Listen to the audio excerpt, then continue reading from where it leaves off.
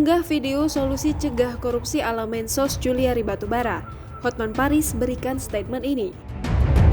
Beberapa hari terakhir warganet heboh membicarakan sebuah video dari Tribun News. Dalam video tersebut terlihat Juliari Batubara sedang berbagi cara untuk mencegah korupsi. Video tersebut jadi viral lantaran kembali diunggah akun Instagram Hotman Paris. Perlu diketahui, video singkat tersebut berjudul Solusi Cegah Korupsi ala Menteri Sosial Juliari Batubara. Dalam rekaman video yang beredar, Juliari memberikan solusi pencegahan korupsi paling baik adalah dengan cara pendekatan humanis.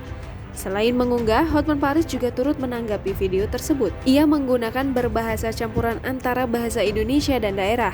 Seperti diketahui, Menteri Sosial Juliari Peter Batubara ditetapkan KPK sebagai tersangka atas kasus suap bantuan sosial COVID-19.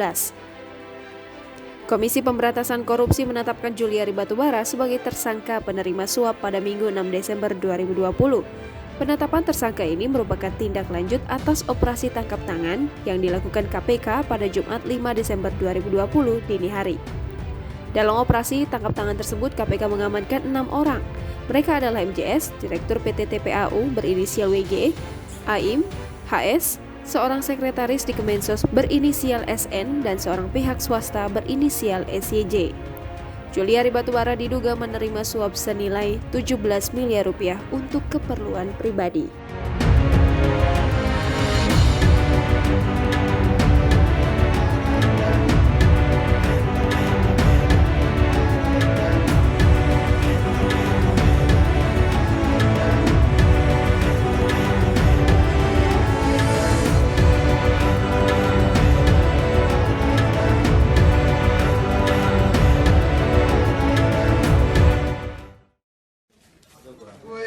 Keren loh. Oke loh, ini siapa yang gambar nih?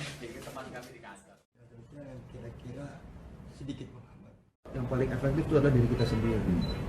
Tidak ada orang yang bisa mengendalikan diri kita selain diri kita sendiri. Jadi saya pendekatannya nggak terlalu yang sistem ilmiah gitu-gitu. Udah pusing lah ini.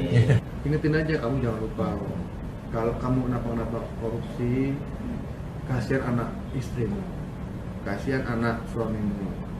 Mereka pasti keluar malu.